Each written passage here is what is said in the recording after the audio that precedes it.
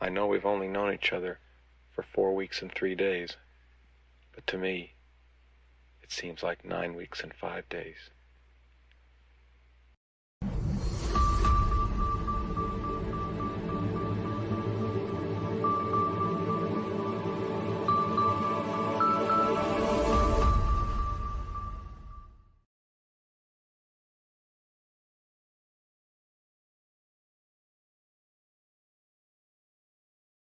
All my passionate plant people and garden enthusiasts. It's time for the Sunday edition of the Let's Get Growing show right here on the Urban Gardener channel. I'm Enoch. I'm your host today. We've got a really awesome show for you today. Really excited to have my friends Christopher Brandsdal from the mountains of Norway and Khang Starr from the Lone Star State of Texas here back with us on the Let's Get Growing show for another roundtable conversation. It's always good to see my good friends. These are, again, I always mention this too, is these are like my original like live streaming cohorts. These guys were like the first people I got to like do live streaming with and interview and talk to and all of that. And they were friends of mine before up to that, but yeah, this was my first endeavor into like live interviewing here on the channel was with these guys. So it's always great to bring them back every couple months or so and catch up with what they've got growing on. So we'll catch up with them here in just a little bit later on in the show coming up here. Also, real quick here too, roll calls coming up in just a little bit as well too. So you want to get into the comment section right now. Let us know you're here. Let us know what you got growing on and all of that, so you can be ready for roll call coming up in just a few more minutes here. And also, right at the top of the show, let's go ahead and click that like button, thumbs up. Let's go ahead and subscribe, bell notification to be notified of all of our upcoming episodes, and share with all of your garden friends out there. Let them know about the Let's Get Growing show, which is now your 3-day gardening weekend. That's right, we're 3 days now, starting with every Saturday and Sunday as usual, 11 a.m. Pacific time, 2 p.m. Eastern. But now we're also extending out the weekend into Monday. Yeah, your 3-day weekend now goes into Monday for our new show, The Green Room. Mondays at 5 p.m. Pacific, 8 p.m. Eastern time. And that is going to be with my good friend Natalie from The Fresh Princess. Natalie's our co-host for this show, and we've got lots and lots of really awesome things coming up here as well too. I'll talk about upcoming guests and everything here coming up in just a little bit. But we want to also give a big, huge shout out to Team Replay here at the top of the show as well too. Thank you all so much for hanging out and coming here on your time and watching our show and checking out these just really awesome gardening conversations with all of these just amazing gardeners from around the world here on our show. So again, thank you so much for being here. Drop down into the comments section down below and let us know you're here. And if you are here joining us live right now, definitely join the conversation, jump into the conversation right there. And let us know you're here. Again, like I said, we got roll call coming up here. We want to know who you are, where you're at, what you got growing on, all that sort of stuff, so that we can make sure we give you a shout out here in just a few minutes here. And also, too, when our guests come up here just a little bit later on the show as well, drop in your questions and comments into the chat, and we just might feature them on the show. And follow all of our links down below for our guests, and go over to their channels and give them a big, huge shout out and let them know you saw them here on the Let's Get Growing show. So right on, everybody. Really awesome to be here on the Sunday edition with all of you. Just a really great weekend going on here so far on the Let's Get Growing show for sure. And I don't know if you got a chance to join with us yesterday. Yesterday we had a really great show featuring our good friend Destin Nook from Texas Garden Guy, and also the Garden Party podcast. And we also got to meet Sean and Allison from Spoken Garden. In fact, this was Sean and Allison's second time being on the show, so it was really awesome to get back together with them and see how things are growing on. You want to go back, check out that show yesterday if you haven't had a chance to yet. Now, also, one of the things I also want to mention on the top of the show, one of the new things that we're doing here on the show as well is during our breaks, we're going to start highlighting snapshots of the week is what we're calling it. These are going to be pictures from your gardens, just whatever, your garden space, your garden. You got a garden pet out in the garden. You got you got something going on. You got something really cool you want us to show us and everything that you've got growing on in your garden. This is your opportunity to have photos from your garden featured here on the show. So during the breaks, you're going to notice our little snapshots of the week cards, and we're going to put those in. So all you got to do here in order to get your snapshot featured here on the Let's Get Growing show is just send us an email. All you got to do is send us an email here to theurbangardener@mail.com and send us some photos in. But be sure to let me know your name, where you're from, and tell us a little bit about that photo as well too.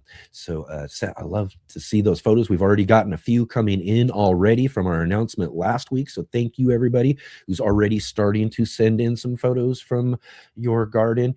But the one thing I do have to say is we start getting inundated with a whole bunch of photos. We got 6 spots throughout the weekend, our 3-day weekend here, so hopefully we'll be able to get those fitted in if we get plenty of photos and all of that sort of stuff. So we'll try to fit those in as we can for sure.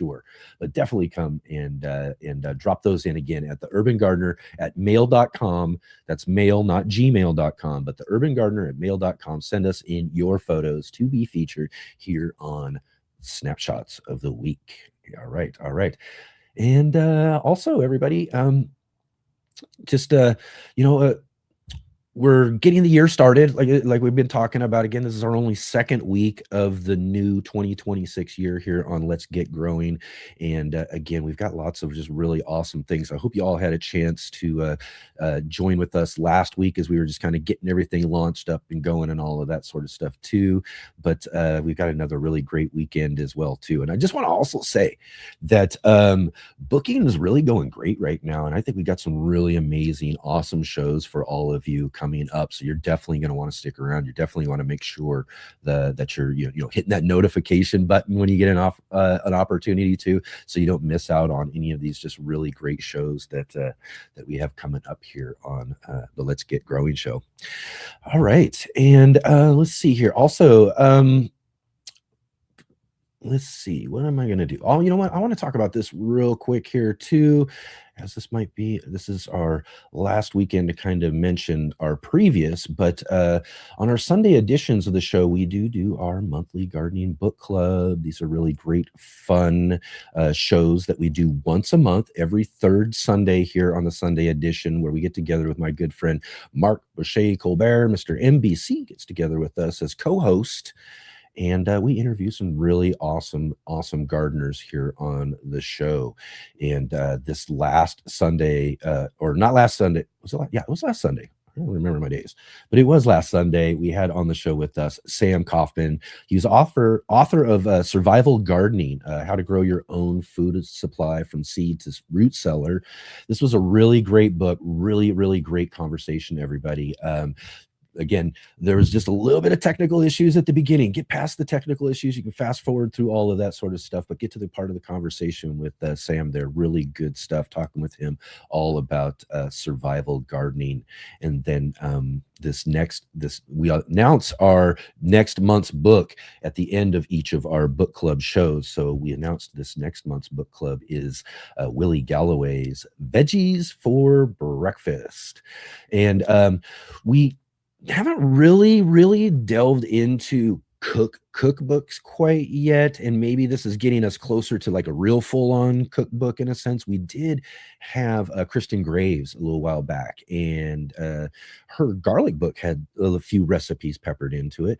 We just had Sam on last week, and he's got a few little recipes peppered in there, and I think some of our previous books might have had a few in there that go along with their book.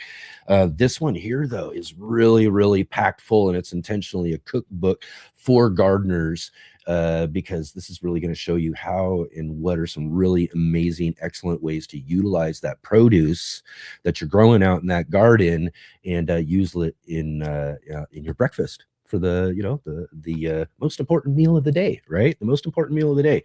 So let's get some of our garden harvests into that as well too. So we'll hang out with Willie Galloway here coming up this next month for our was it, third week. I think it's the 16th, if I'm not too sure, if I'm remembering correctly on that. But come and join with us then. Going to be a really, really great discussion with Willie Galloway there.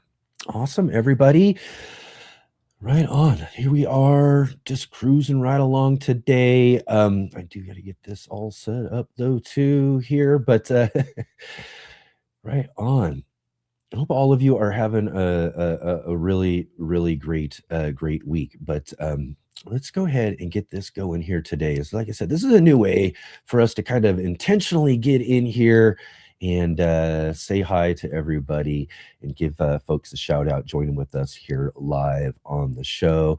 And this is basically a new segment this month that we are calling Roll Call. My name is Kevin. Yeah. That is my name. Yeah. They call me Kevin. Yeah. Because that's my name. Roll call. All right. Now this is time for all of you to jump in, or hopefully you've already jumped in too, because this is one of the best. This is the big thing about this roll call is that we're doing it. We're announcing it at the beginning of the show. We're going to come in a little bit, few minutes in and all that, hopefully giving everybody enough time to go ahead and jump in there already so we can flag your comments and everything so we can say hi to you here on the show. And I saw, of course, just before the show got started, our good friend Robin Gardens was in the chat there. A couple of inches of new snow and some blowing, looks like more weather drama tonight. What is that? 30 plus mile an hour gusts, sub-zero again tonight. Dreaming of spring. Man, I can't blame you. I've been hearing about this storm and everything. It's pretty wild so far. Can't believe it. All right. And also, of course, we got to say hi to our good friend Jay Dixon, our facilitator and backstage producer here. Jay Dixon, thank you so much for everything you do, joining us from Midwestern Ontario, Canada. Keep an eye out for Jay's links and all of that in the conversation as she helps us with putting in some good extra information, links to topics and all that sort of stuff throughout the show. But also, if you do have a small channel and you're new to the show or haven't had your channel shouted out in a while, let Jay know as well in the chat is there too, and she'll drop in a link for you so we can all go and give you some support there over on your channel too. And we got Guten Gardening. We'll see him here in just 1 minute. Thank you, Paul, for being here.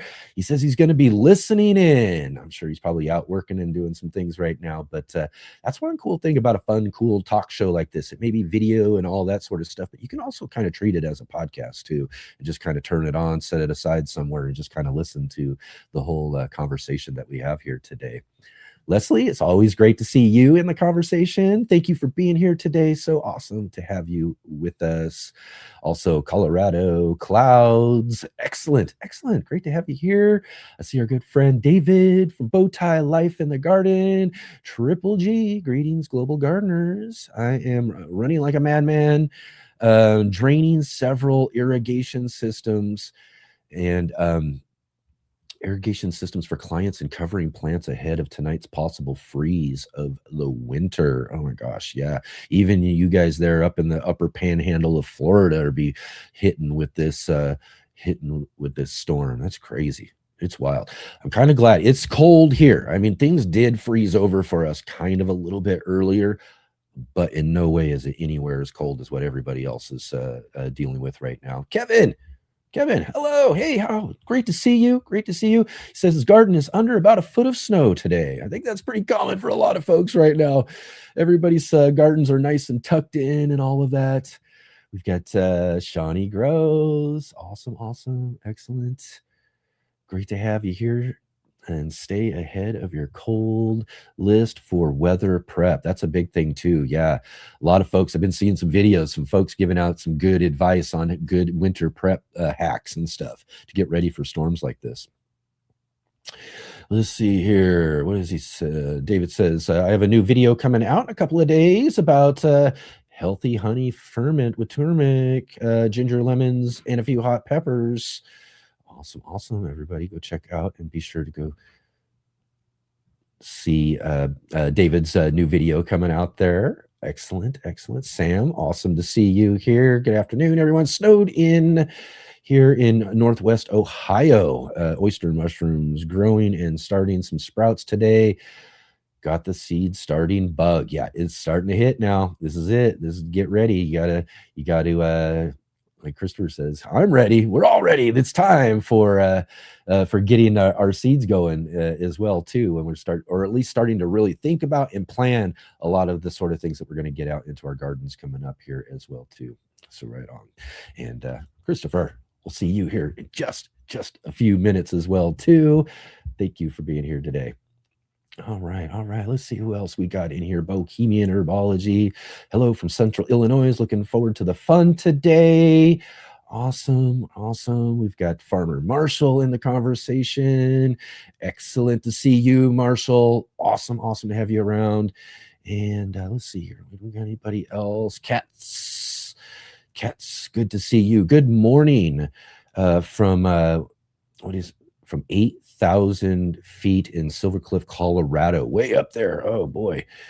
Live in my Sam Kaufman survival book ordered last week, already received it. Oh, loving. I'm sorry, I said living. Loving the book. Excellent. Yeah, isn't that a great book? Very well put together. I mean, just so awesome. It's stunning with the pictures and everything too. But if you need to know and want to think about any sort of sense of what it would take to really survive and start your own food and all that sort of stuff, get that book. I mean, Sam Kaufman, former Navy SEAL, all that, or Green Beret. Sorry, Green Beret. Let's not get that confused. But herbal medic, all that sort of stuff. This guy's got some great knowledge about some of this stuff, and he put together a really great book. I hope you guys go and get yourself a copy of that book for sure too. Right on. Excellent, everybody. Well, it's about time in the show here. We go ahead and head off into the garden and check out what's been growing on with our good friend Paul. And then we'll be back in a little bit here. Check out our featured guests.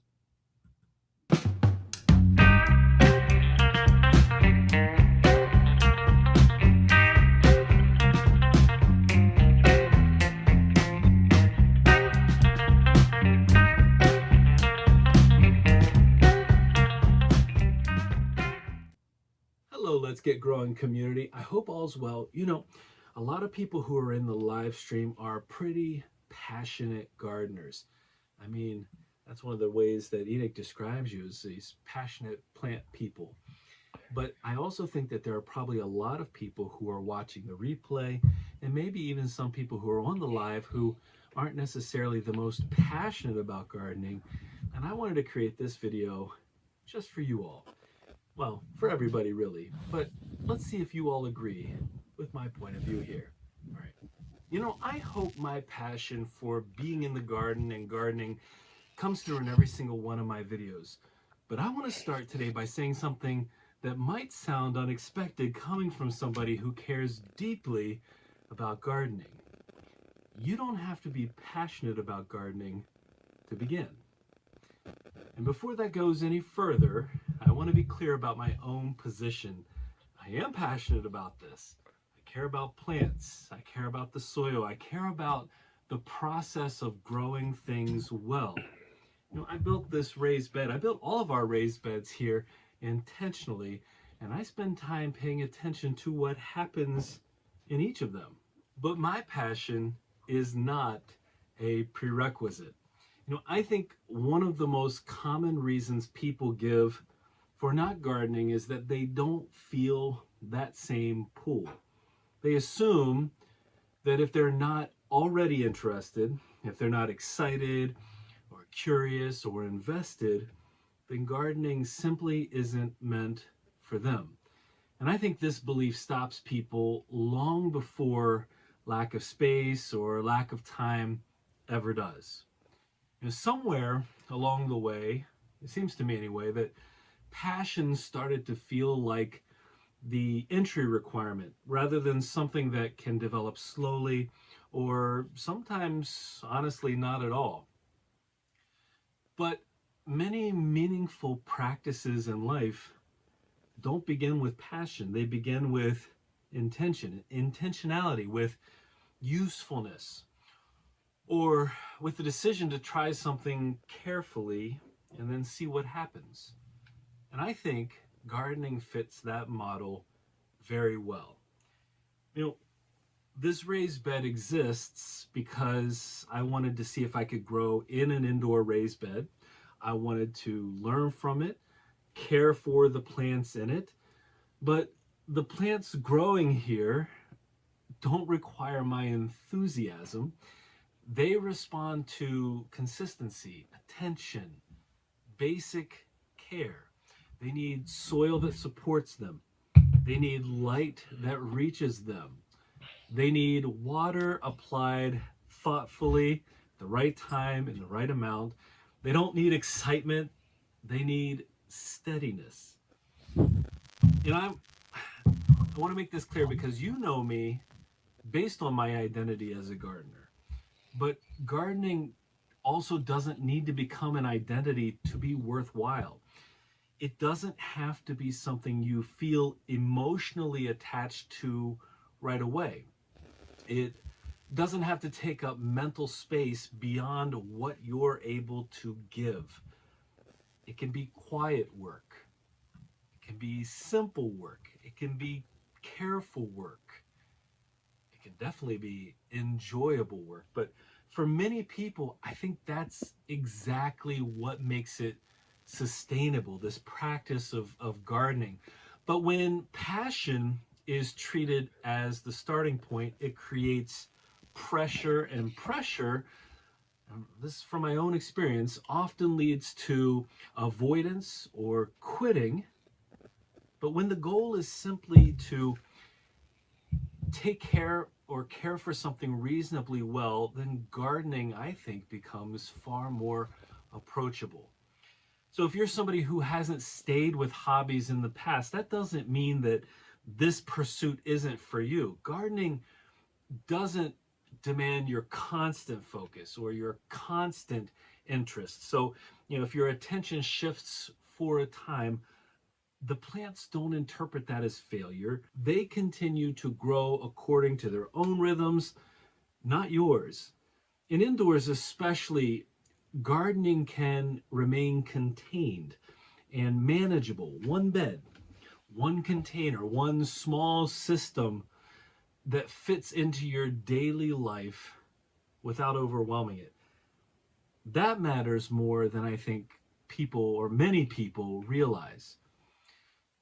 I also think that we've made the definition of success around gardening far too narrow, because success doesn't have to mean abundance.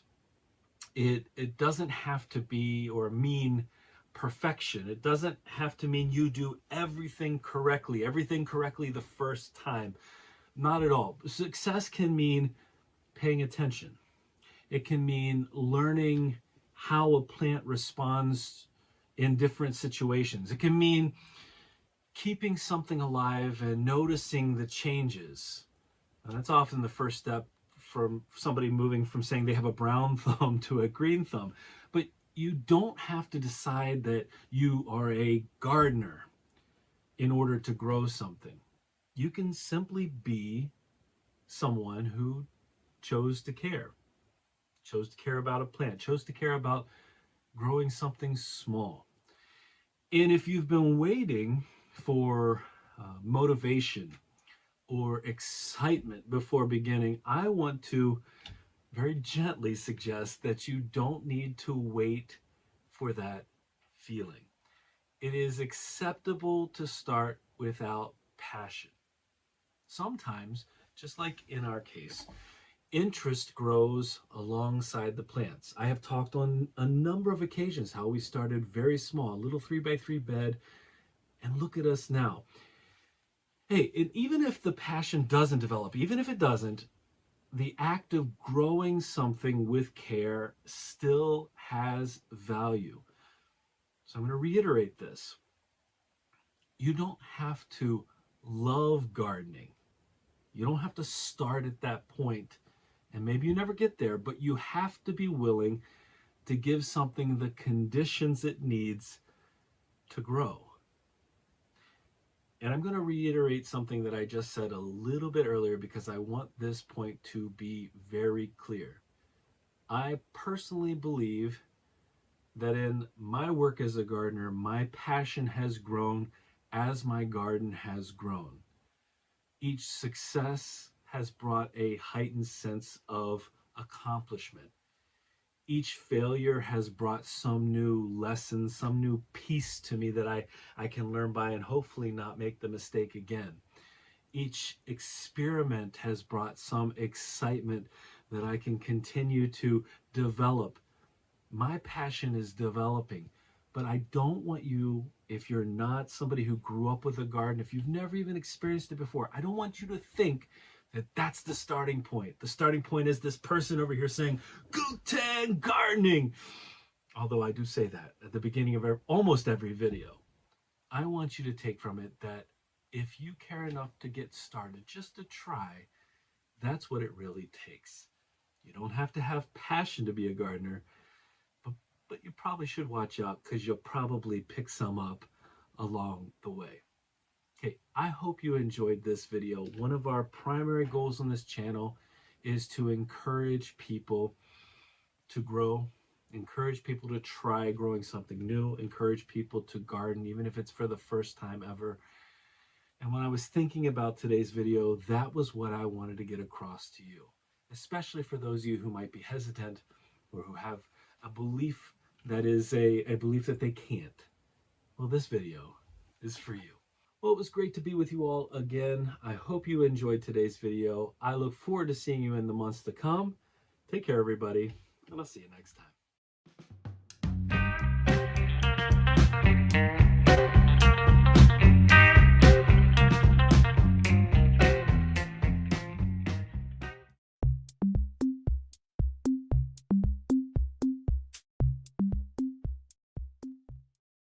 Ivy Organic was founded on the gardening concept of whitewashing, simply lightening your plants to better tolerate weather extremes, transplant shock, and so much more. Such a valuable gardening practice that farmers have been doing it since BC times. However, in recent years, most research has been caring for plants and trees using latex and tar-based products which are designed to last 100 years but fall off your plants within 1 to 2 years as your plants grow, contaminating your garden soil indefinitely. Available in colors white or more natural looking colors such as brown, green, gray, and grayish.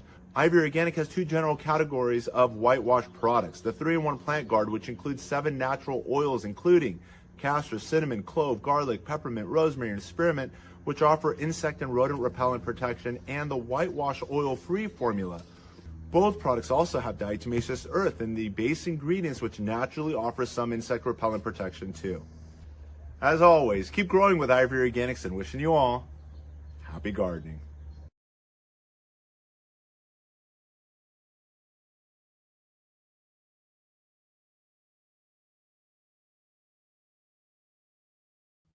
My mic is muted. I better get that off there. All right, everybody, here we are back at it again here on the Let's Get Growing show. Thanks again to Paul for some really cool perspective on garden passion. I will say this, though. I do say passionate plant people at the beginning of the show, along with garden enthusiasts. I did steal that somewhere along the way, many, many years ago. I will admit that up front. It didn't come from me to begin with. But he does make some great points about passion and all that sort of stuff. Is that, you know, even for me, when I first started gardening, I was just growing out of a, you know, just I wanted to try to see what I could do as far as growing food was concerned. I was gifted a cucumber. It grew. It was kind of cool. I was like, wow, this is interesting. You know, I can grow my own food. What else can I grow, kind of thing. And then, like I said, it was, as he mentioned right there at the very end, though, too, this was something that just built. I mean, it just kind of grew and snowballed, really, ultimately. You know, I started right up at the top of the mountain with just a little cucumber, and next thing you know, I got a massive, massive avalanche of garden passion cruising down the mountain now. So it's what kind of happens, you know, when it comes to gardening and all of that. And really great perspective today, Paul. Thank you so much for bringing us that in the garden, in your little grow tent there, too. That's really awesome. And also, everybody, I mentioned just a little bit ago, we had Destin on our show yesterday, along with Sean and Allison from Spoken Garden. Definitely go back and check that out. But last week, we had on the show our good friend Bevan Cohen from Small House Farm and the Seeds and Weeds podcast. And also, we got to meet Corey from Green Bay Gardener. It was a really great conversation with both of them. And also, too, I will kind of give a sneak peek eventually. You guys want to make sure you go subscribe or get to Seeds and Weeds podcast in your podcast player or whatever you have too, because I'm going to be recording an episode of Seeds and Weeds with Bevan here for an upcoming show as well too. So you want to keep an eye out for that coming up. And then I also mentioned too, last Sunday we had Sam Coffin on with Survival Gardening. Definitely go and check out that book for sure. But real quick here, I do want to also mention too, as I did at the top of the show, we are a 3-day weekend now. We added a third show to this whole thing, and we have extended your weekend out into Monday evenings now with my co-host and good friend Natalie from the Fresh Princess. She's joining with us now on Monday nights as our co-host to host The Green Room, we're calling it.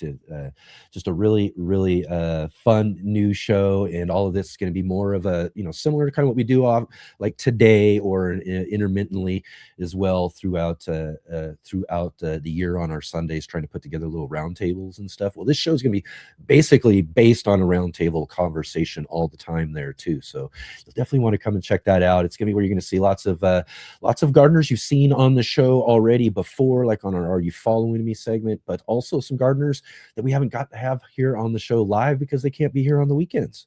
So now we got a Monday evening. So we got some folks who I've been trying to get on the show for a while to have a live conversation with us here too. But now we can get them on for a Monday evening now outside of the weekends. Plus, it's a good time slot too, also to grab us some more of those Australian gardeners too. So those folks of you out there in Australia, watch out. I'm going to be hunting you down here for our show coming up real soon here on our new Green Room show. Go check out last week though. We did have our good friends Shawnee Groves, Robin Gardens, Sow and Tear on the show with us because they're going to be doing a new segment like we just saw with the In the Garden segment. They're doing a new segment for us called Grow What You Eat. So these ladies will be joining with us on Monday nights in their nice little segment like we just saw from Paul, but talking about again, grow what you eat, how to utilize that sort of stuff you're harvesting out of your gardens for all sorts of different preservation methods and all sorts of stuff. I just imagine they're just going to cover many different aspects of what you can do with what you grow. So definitely go back, check that one back up, and then also be sure to join with us tomorrow night as well too. And I will tell you all, tomorrow night we've got a really great one ahead for you as well too.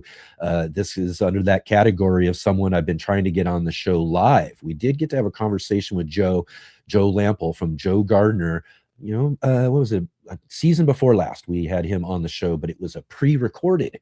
And we don't want to do too many pre-recordeds there because I just don't play very well live for our live audience and everything. So it's gonna be awesome to have Joe from Joe Gardener, and also I watched him for years on PBS. He had an Emmy award-winning PBS series called Growing a Greener World. Joe's a real professional interviewer, so we're gonna be throwing our friend and co-host Natalie right into it in one of our first real good interviews here coming up tomorrow night. So definitely come and join with us for that. And then stay tuned here just a little bit later after the conversation for what we got what else we got coming up this next week on the show. So all right, everybody, here we go. It's time to get together with our good friends. I always love this when we get to work around the calendar to these times every couple of months when we get to have these guys on with us and everything. But let's get started with our Sunday Roundtable.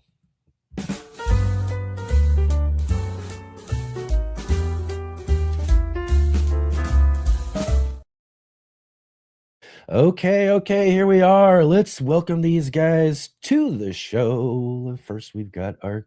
Oh, wait, I got to do this now. I keep forgetting. StreamYard changes this all on me now, and now it's all messed up. Here we are. All right, guys, here we are. We got our good friend Christopher with us right now, and Khang Starr. How you doing, guys? First off, real quick, Khang, you survived the night down there in Texas or what? What's going on? Oh, mute button. I think we're muted. I think you got your mute button on there, man. I did the same thing. Don't worry. I did the same thing. Don't worry. I did it too. Hey, everybody. Thanks for having me on.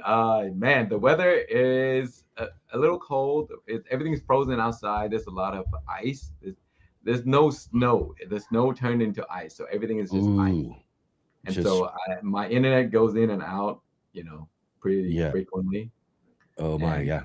but I do want to say I'm kind of jealous of my background, guys. You guys have such beautiful backgrounds with greens and stuff going on. All I have is just a blank wall. I I need know. to change that. Look at that room. I was gonna say, Christopher, things are really getting growing over there. Nice.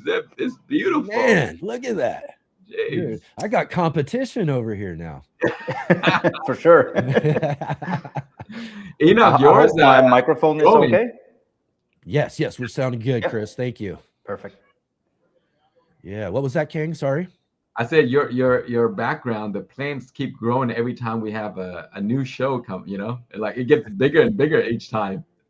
Yeah, in fact, I'll say that I actually removed a bunch of plants from this area and moved them outside of this area and everything because it was actually because they're growing so well, it's starting to crowd, right? So I had to move some out and do some things.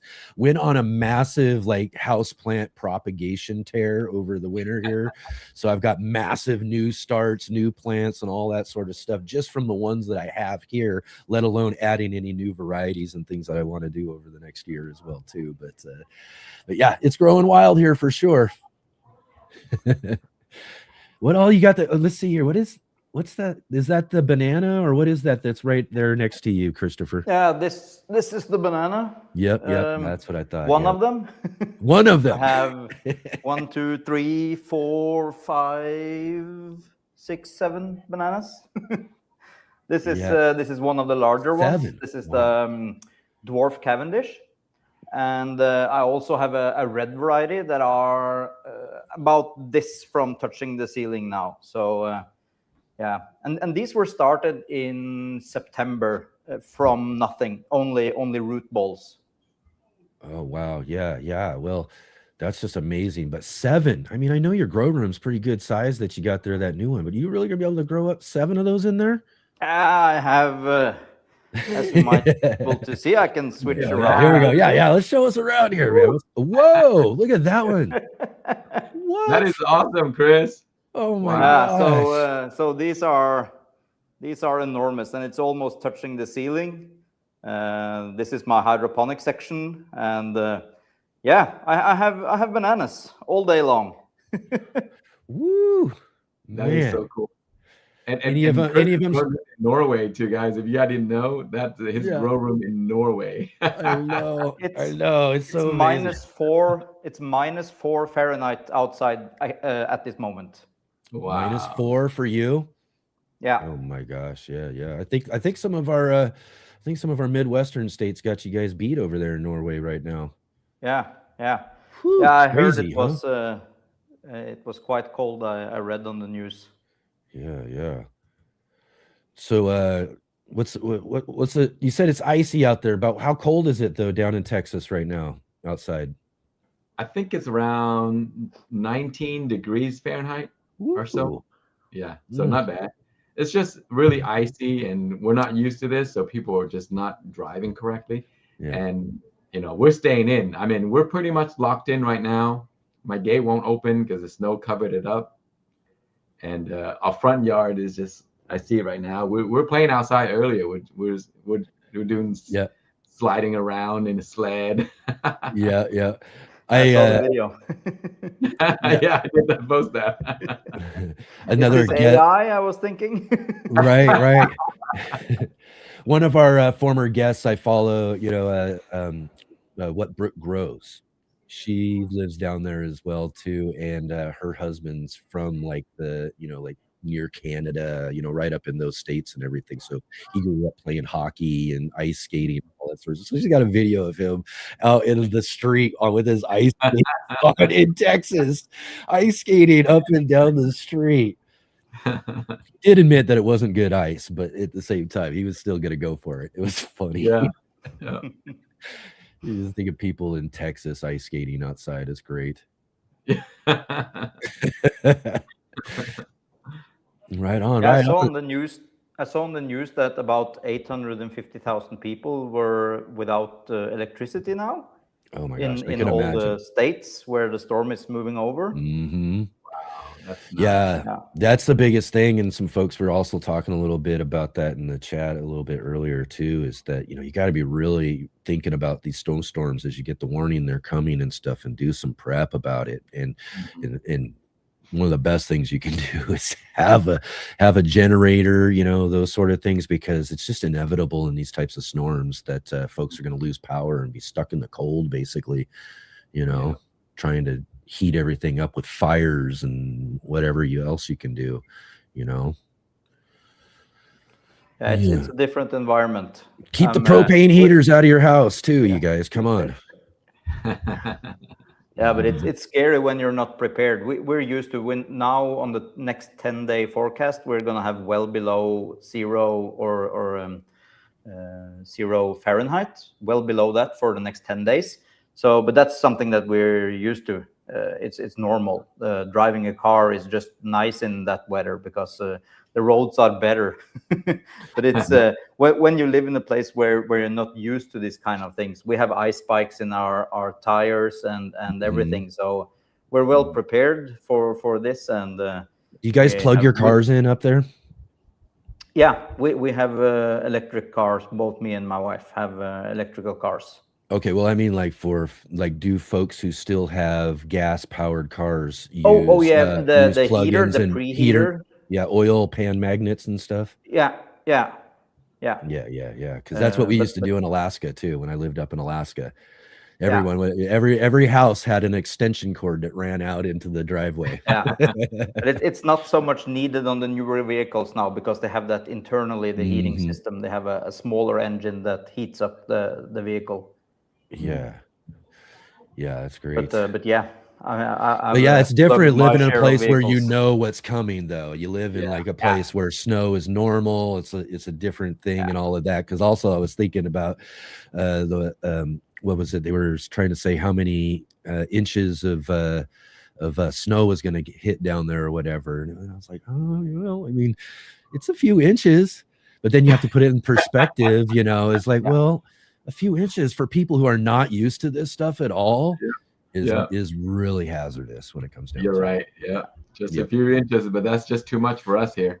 Exactly. Yeah. Like Alaska, Norway, you know, they few inches, whatever, no big deal, whatever. But everybody down in Texas, like, oh my god, or breaking out the ice skates. Yeah, very true. Right on. Besides all the storm and cold and all that sort of stuff going on down there in Texas right now, King, how's winter treating you overall in your gardening or plans for your future garden this next year or anything? How things going down there? Everything's okay. You know, they're all dead right now except the fruit trees. So the fruit trees are doing great. I did a lot of pruning this year. Man, my trees had gotten so tall, and so I decided to cut it back and make it shorter so that I can reach the fruits and I can treat the diseases easier. So I went mad this year. I think I cut all of my trees like down to 50%. Oh, wow. Down to just basically just chopped them all in half, huh? Yeah, all the center branches, you know, the one that are growing up in the center, I just cut them all out, and then I spread the branches out, and I pull them down with branches so they can spread out. It'd be interesting to see what's going to happen to them, but I just didn't want such tall trees. I just want them nice and short so that I can reach the fruits. That's a great way. Yeah. If you ain't got equipment or things to really be harvesting tall trees in a backyard orchard, you know, that really is the best piece of advice for anybody who wants to grow fruit trees, is keep those things short, keep them spread out so you can really just be able to reach and get to those fruits real easy. But other than that, I'd have some in hydroponic, just like Chris is growing some right now. I have some indoor pepper plants that have been giving me peppers all throughout the year. And so I get peppers all year long because I grow indoors. And that's the beauty of growing indoors. Yeah, it really is, isn't it? Yep. Right on. How about for you, Christopher? I know. In fact, I wanted to say that I know we did that live a little bit while back ago and everything like that. But how things been going since? And I mean, obviously, we're seeing things are growing behind you really, really well. So we know that much at least. But kind of take us through how things are going since we basically saw you last. Yeah, yeah. So everything here is growing phenomenally this year. I think this is the best winter I've ever had in the indoor grow room. Bananas are doing phenomenally. I do not have any pests at all. I spent the last year trying to avoid it. I have been really careful with starting everything back up. Everything has been planted from seed, nothing from live plants brought in. So everything is fine, and things are going very well. They're growing phenomenally. And also I got around and I did the live stream that you mentioned where I was playing with my hydroponic setup. And I completed that now in Christmas. So I have a coffee, I have a citrus, I have a mango, and I have my avocado moved into hydroponic. The only downside with this grow room now is that my avocado is looking like it's gonna die, and that's a shame. It's a 2-year-old one, so it's not good. But I have another one started, so I'm thinking I'm just gonna replace back up it on its way. Yeah, it just didn't like the move into water. I did everything I could. I put in twice as many air stones and a lot harder pump, and also have a decent reservoir. I was changing water regularly and everything, but it just didn't like it. So, but that's something that I also read online, that avocados are finicky when you move them into water after a while. And as I said, this plant was 2 years old. So I'm guessing that if I just take a small one now, then it's probably going to be okay. But my coffee is still a transfer from soil to water, though. Yeah, but that's not a problem for a younger thing. I think, like for instance, I have this one started, so this is a nice size for moving into water, I think. So I'm just gonna rip it out and just Could they be done could they be done in water from seed? Yeah, probably. Yeah, most definitely.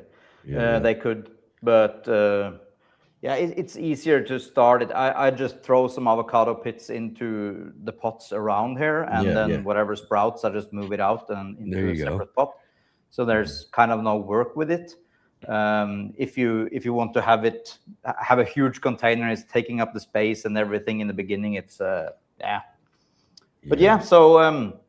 but the citrus and everything is growing phenomenally in water. I was a little bit surprised, but it's growing enormously well. And also I have planted something called a tree tomato. A tree tomato. Yeah. I've seen those. I think Tamarillo, I think, is the English word for it. I think I have heard of that. Yeah. Yeah. So I'm curious to see what's going to happen with that. Yeah. But I wanted to do the first chat that we had in the grow room. So I was hoping that the setup was working. I think everybody's waiting for more, though. You gotta get on it. We'll see some more from that grow room. We need updates, Christopher. In fact, Shawnee's in the conversation right now, because I think she might have been there as well too. Said, when do you think those carrots will be ready to eat? Hold on. I bet you they're ready now. I'll just say this while Christopher's doing that, folks. If you're here with us live right now too, we got our guests here. I want to see some questions. Thank you, Shawnee, for the questions. Drop in questions for these guys if you've got. Oh, look at that. Oh, he just harvested one for you, Shawnee. Look at that. I have straight out of their garden. Look at this guy. Awesome. I'm in here eating. Oh, let me just stop I have a fan or something. So sorry. When you're in the grow room, there's so many fans and so many. I have a dehumidifier because if I'm not running a dehumidifier in this room, it's gonna rain from the ceiling. So I need that. But sometimes it starts back up and it's quite noisy. Yeah, but I have carrots now. I eat them every single day. And it's delicious. amazing. It's so strange to be able to harvest fresh carrots at this time of the year. There you go, Chris. You gotta start doing more of it so that people in Norway can see that it can happen, and you can grow crazy varieties the of problem. plants. Yeah, but the problem is that if you want to buy this carrot, I'm not sure people can afford that carrot because exactly. That's an expensive carrot, isn't it? Having a full HLG grow light only for some carrots the full season, it's not something that I would recommend to anybody outside of having a great hobby. It's just fun. That's so funny you said that, because I did the same thing with the Japanese melons. Remember when I was growing hydroponic Japanese melons? Yeah. And people are like, so if you were to sell those melons, how much would they cost? I was like, maybe $20 per melon. Yeah. Oh yeah. I think this is also a $20 carrot. So it's just we do it because we love it and we want to see how things grow, and it's almost like testing to see if it works. And so if you grow in melons in hydroponic inside a small 4x4 grow tent, it's not worth the time, but you can learn a lot from it. And it is a hobby, and when you, for instance, when you grow carrots indoors, if you manage that to success, then you can do it outdoors without any thought at all. It's just really easy. So I need to make some more content, because now the grow room is better than ever. So it's looking ready, man. It's looking ready for. It is for sure. But it's kind of like my safe place also, where I can come down to this grow room and really enjoy the tropic of the bananas, and you have that banana smell in the air, and everything is growing so nice, and you can just be quiet here and do nothing and just look around the plants and do some repotting. Sometimes I find myself, when I have too little time to make videos, the times that I go into the grow room, I actually like to be by myself and actually enjoy what I'm doing, and not focusing too much on making content from it. And that's what happens when you have too little time to actually do all the things that you would like to do. And, David from Bowtie Life says, Christopher says, and you can have this beautiful carrot for only 4 monthly payments of $99. But wait, there's more. Order today, and I'll throw in a tomato from my tree tomato. Exactly.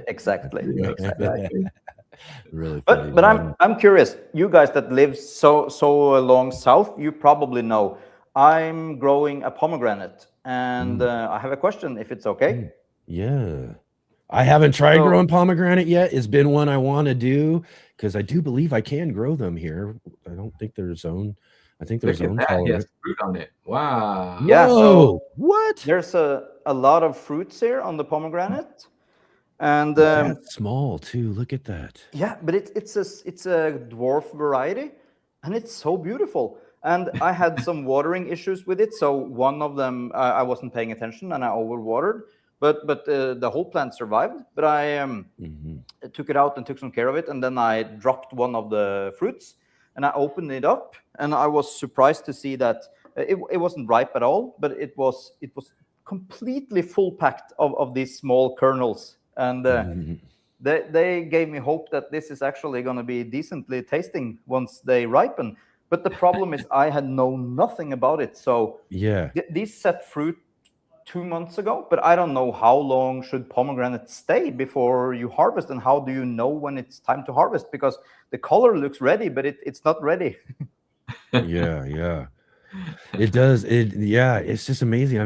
I would have never imagined that you'd have all those little fruits on that little tiny thing, but plants are amazing, man. Look at that. That's awesome.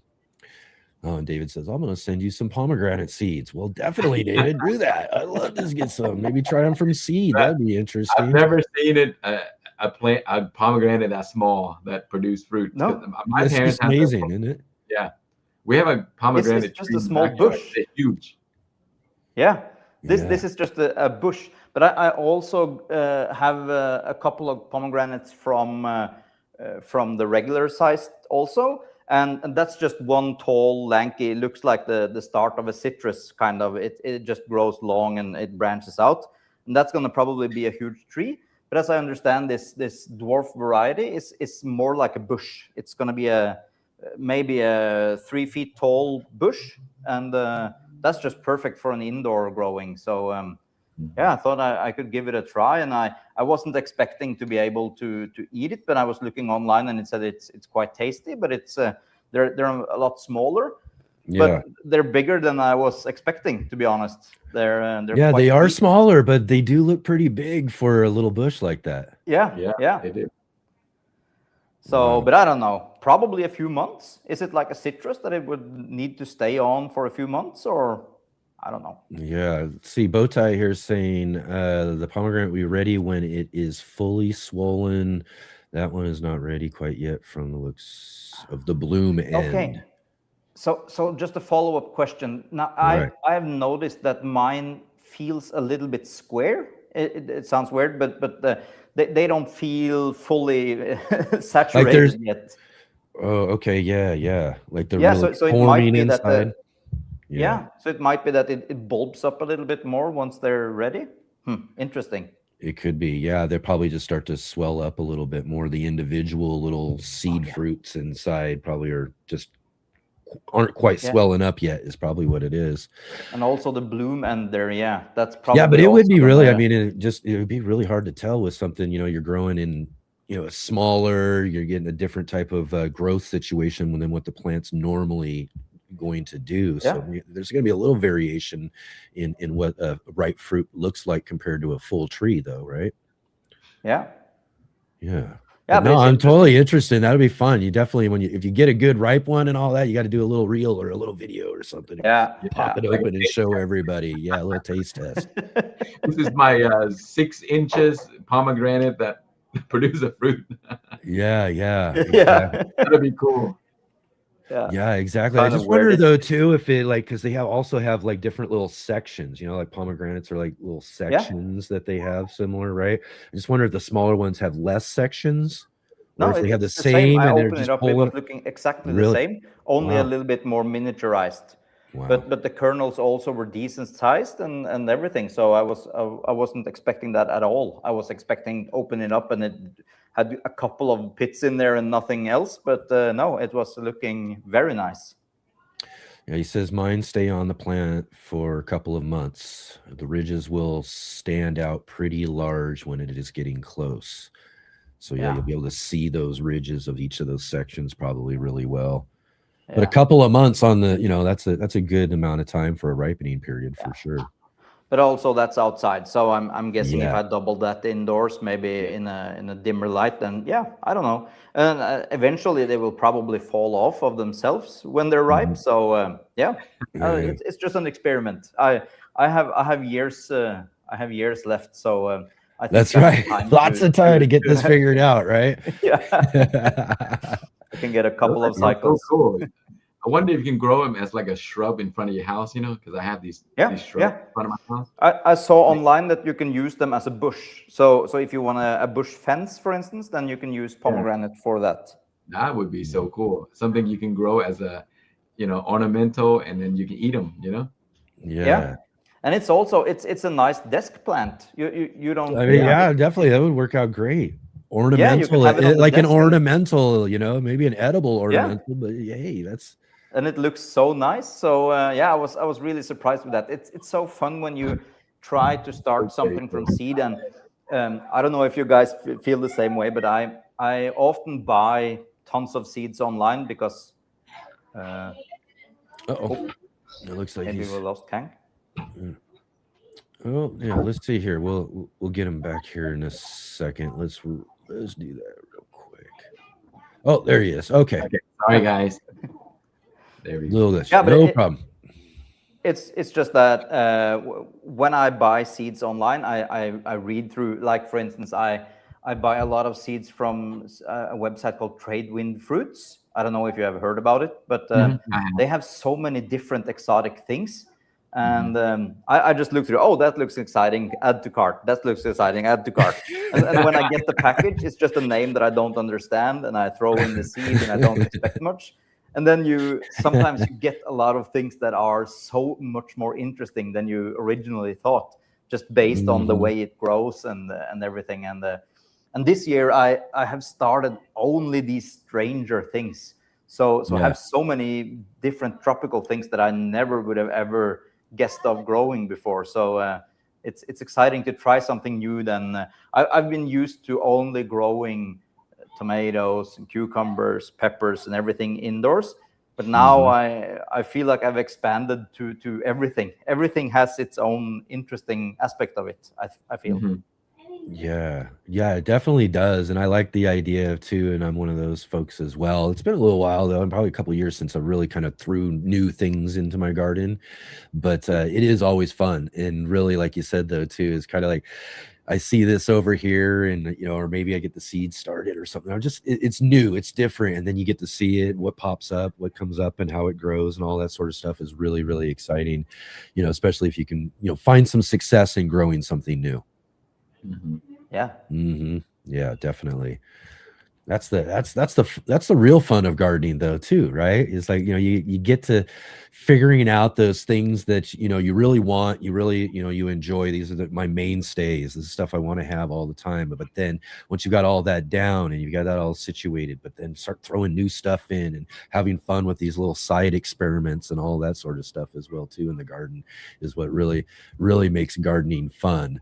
And I know it's also too, and both of you guys are similar in both of this, but Khang too. I mean, I just remember years and years ago when I first came across Khang's channel, that's what it really was about, was to watch your channel, was just to watch these fun experiments of doing different things that for me as a new kind of plant person, figuring out how growing all these little things in little pots and containers and doing all that sort of stuff, And that is kind of, also too, what I kind of titled this show today was, growing creatively, because that's kind of what I think of you guys when I think of what you guys do as gardeners, is that you're really just utilizing this creative mind. How and what can I do with these things that maybe isn't quite what people would normally do, but can I succeed at doing them, right? And that's also another real realm of the fun of gardening too, is when we get to be really kind of creative, after we've kind of learned some few things and go, okay, well, I know this, will it work here too? Or will it do this as well? Right. And then that's when that, just the real fun starts, right, guys? How about for you, Khang, though, too? Like, what was it really that sparked a lot of this early ideas and creativity that you were finding as you were exploring new things as you were growing? I think the main thing is like you work with what you have, And so when I started growing these peppers and stuff, at the time I moved around a lot. Yeah. And so I live in apartments where I don't have a yard and all that. And so I was like, what can I grow inside that can produce the stuff that I want, but also not take up a lot of space? And so it becomes these little containers that I grow in little, because everybody has water bottles, everybody go to fast food and stuff, and then you bring a cup home. I was like, you know what? Those look cool. Maybe I can grow something like that. Exactly. Like if it works here, it can definitely work in this little water bottle. Or this old container that I got something else out of or something like that, and doing these different things. So again, and I think you bring up a really great point too, Khang, when it comes down to, in some ways, we're kind of forced into some creativity as gardeners sometimes because of our limitations in space or, those sort of things that we want to do. So we kind of have to be creative. I mean, that was a situation for me. I mean, when I first was looking at my outdoor space where I live, it was a flat cement patio. I had like this little strip of dirt, it was dirt then, not soil, mind you. It's now soil, but it was a little strip of dirt then. And I was like, what am I going to do here? I want to grow all this stuff. I'd already grown that cucumber and grown, a couple of tomatoes on a balcony before. I was like, what can I do with this space? And that's where you have to look at it and go, wow, and your mind has to start imagining. You got to start using that creative imagination and like, what can I do to utilize this space because it's giving me limitations from a normal garden, right? Yeah, that's absolutely right. You remember my my solo cup lettuce? Yeah. I made a bunch of videos on that. That thing is so popular because people are start doing it. Like Yep. at parties, people throw solo cups away all the time. And I Mhm. was like, wow, you know what? It's such waste because it's just a one-time use. Yep. So I used these solo cups and I was growing lettuce in it. And man, it produced like so much lettuce in Yeah, you like get these nice heads of lettuce and everything on there. I mean, out of a solo cup. yeah, when you incorporate a little hydroponic with the solo cup, man, and so many things can happen. You can grow a bunch of maybe even carrots. That's right. That's Yeah, you, right. you Lettuce is did a grow great that way. radish. Yeah, radish too. I did that. Yep. Maybe we should do an episode, Chris, where what can I grow in a solo cup? Yeah, exactly. And try a bunch of stuff and see which ones work out the best and do really good. But those real small root systems like that or smaller in a sense root systems that can handle them, like lettuce and those sort of things are perfect for that stuff. But I still to this day use the double solo cup method I learned from you many years ago. Still to this day I utilize that. So it works. You know what I mean? It was one of those things I talked about it last year, in fact, in our pepper series. And I mentioned about how I learned about this a while back, all that. And I says, the reason why there's many other methods, you could do these things in all sorts of other ways, but this one really worked for me.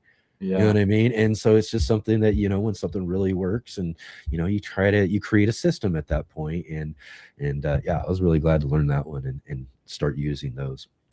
How about for you, Christopher, though? I mean, we're talking over here, a little bit about limitations in space and all that sort of stuff. I mean, I wouldn't necessarily say limited in space, but you're also really limited in season.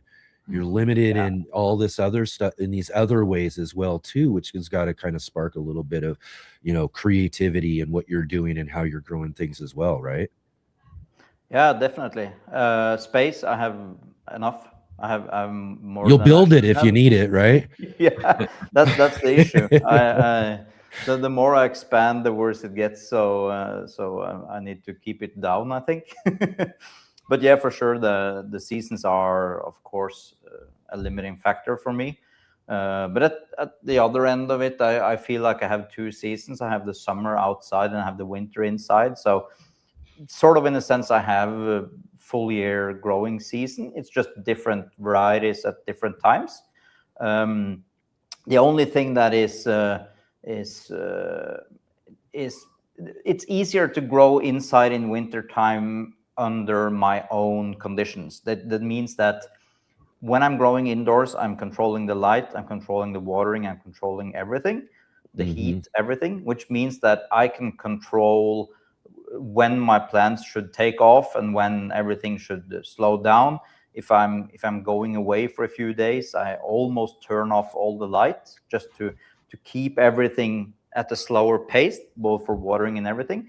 And outside, it's more like you're either with it or you're against it. You kind of have to go with the season. So it's much more hands-on, I feel, outside. It's more work in the summertime. You need to dedicate more time into doing pruning and at least picking weeds and everything. It's so much more work. But for me now, the winter season is just perfect. I wouldn't change. I've come to a point where I say I wouldn't change it for another climate. Another climate wouldn't be more fun for me. It could be fun that I could grow citrus outside maybe or do some other fun things. But on the other hand, I love growing citrus inside, and I love growing them in water now. I'm trying that. So what I'm doing now with my citrus is that I have one citrus started. I don't remember the name of it, but I was doing some research on what would be a good stock, a base plant for doing some fun things. And I ended up with one type of citrus that I don't remember the name of, and I have started several other citrus that I'm going to graft onto this tree and kind of make my own multi-graft Franken citrus. I've been speaking about this before. I had this huge citrus before with a thick stem, but I gave up on that because I had spider mites issues with it, and I couldn't get it out of the soil and the roots and everything. It was just, yeah, it didn't work. I tried my best, but I just gave up on that thing, and I said, okay, let me start fresh and just add one more year to the project. But that's not going to be an issue.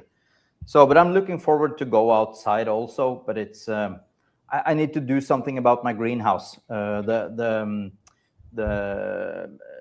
What is it called? The PVC panels, or the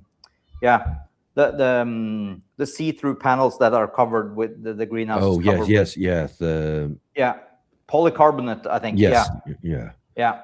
Those panels are, I think they're about 20 years old, last year or something, and that's kind of the end of support for those. They need to be replaced then, huh? Yeah, they should be replaced. But the problem is that replacing all the panels for the greenhouse is much more expensive than buying a full new greenhouse. So I'm kind of torn on looking at what I should do. I'm thinking that maybe I'll do one more season in the greenhouse that I have now.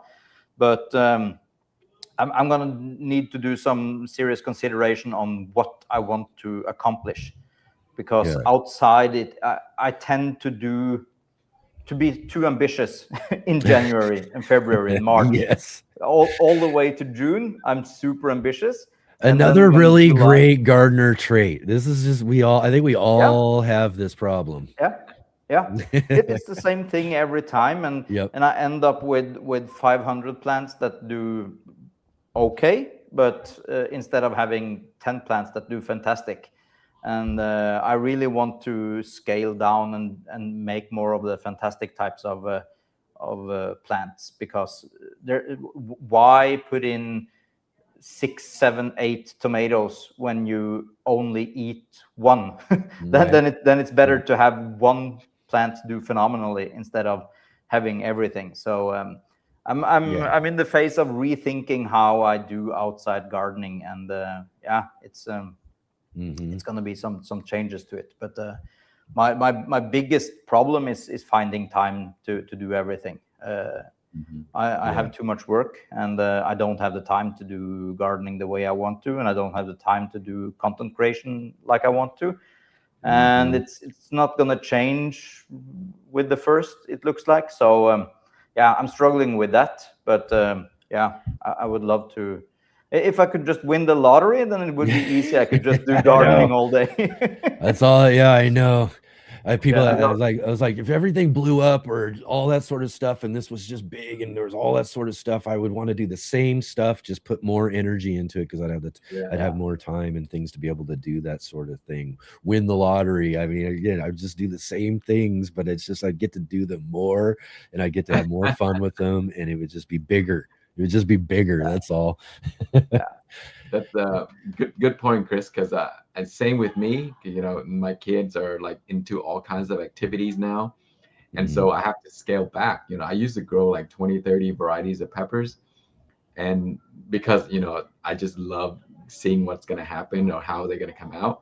And now I actually had struggled with limiting down to what I really want to grow, and so now I scale back, but I focus more on the ones that I really grow. And now they, to get them to produce as much as having more varieties. And so same with the fruit trees, you can't get all the varieties because of space and stuff like that, and also time. And so now grafting, you like Chris was mentioning, where he want to graft citrus, a bunch of them into one. And that's what I do. I graft all my pears, and now I have like 9 to 10 different varieties on one single tree. You kind of like achieve 2 goals with, with that, where I wanted to grow so many different types of pears, but I don't have space. And so I bought a bunch of scions online, and I grafted all onto my pear tree. And now my fruits, when they come out fruits, they have different colors, different shapes, and it's just amazing. So you kind of like work with what you can and kind of be creative. And so, instead of growing like 10 different trees, I have a few trees, but I have 10 different types of trees on them. Yeah, yeah. Yeah. I just think that's so good. I'm telling you, as soon as I got to try some grafting, I think this year. I really want to do that to the pear tree. I gotta do that because I'm still every time I talk to you guys, I get more and more eager to the idea of doing one of these, like you're talking about Franken citrus or just these multi-graft trees are just so awesome. And I don't know if I mentioned to you guys last time you were on, I did talk to a guy from California Rare Fruit Growers down in California, my trip to Northern California this last fall, who in his backyard, he has a tree that's grafted with, he said, around 175 different grafts Wow, on one big tree. that's crazy. Wow. Could you imagine? I don't even know how that's possible. That's what I was like, are you serious? I've got to see this thing. This is unbelievable. How is it possible? But yeah, no, the guy was great. I just can't. It just seems so awesome that you can do that sort of stuff, anyways, when it comes down to it. Yeah, for sure. Okay, let's see here, real quick though. I did have some questions I wanted to get to. Go ahead, real quick. I got a question coming up, but you go ahead, Chris. Yeah, I'm just curious, Khang.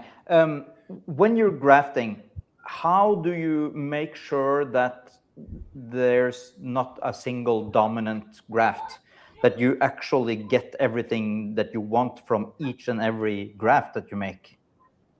That's a great point because I do struggle with that. There's certain varieties that just grow like crazy. Like as recently, I grafted a they call it the Orient pear.